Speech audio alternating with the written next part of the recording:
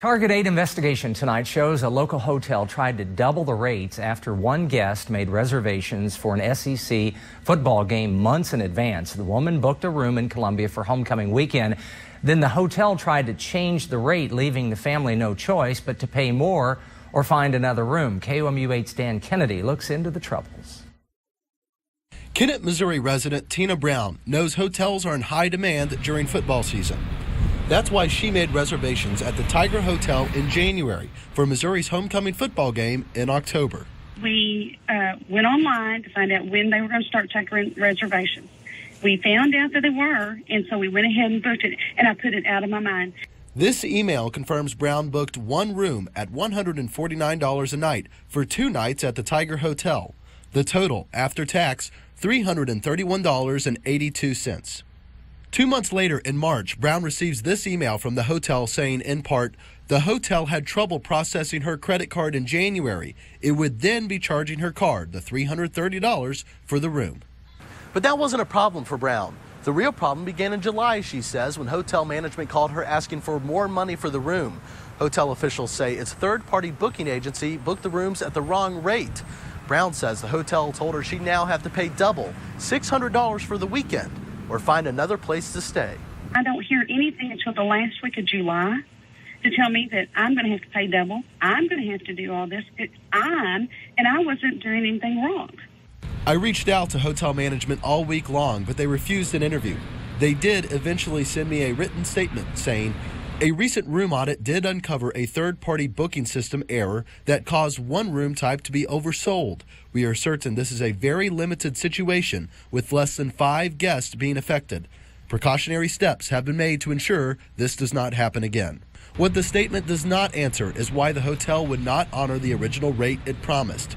The Missouri Attorney General's office says the hotel is legally bound to do that and that the confirmation is a binding legal contract. Ethically speaking, Mike O'Neill of the Better Business Bureau in Columbia says it's bad business. Typically, consumers are told that if they sign a contract, they're held to it by the business. Well, we expect that same sort of contract to be held vice versa. When you've made a mistake as a business, I don't care if it's Tiger Hotel or whoever, you assume that the customer's right. You don't alienate a customer, and that's what I feel like I've been, is alienated. What began as a weekend getaway has turned into a major headache for Brown. Dan Kennedy, KOMU 8 News, Columbia.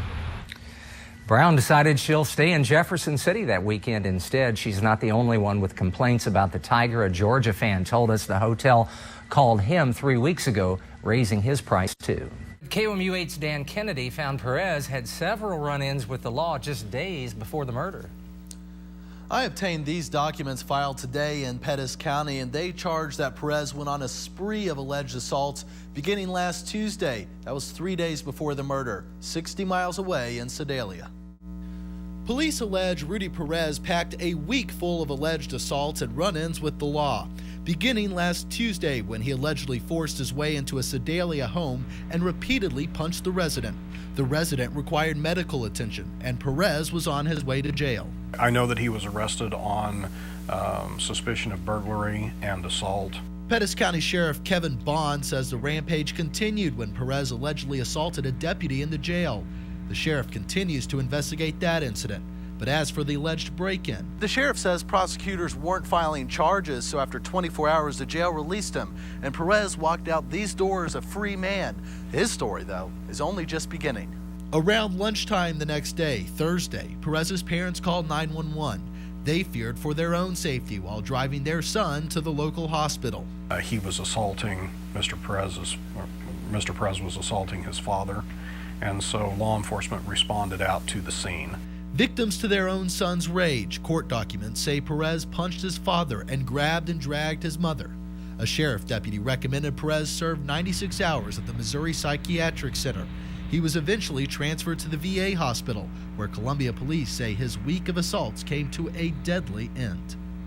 Perez is being held on a $1 million cash bond for first-degree murder in connection with the VA assault. The final tally in Sedalia is 4 counts of assault and 1 count of resisting arrest, all those Class A misdemeanors.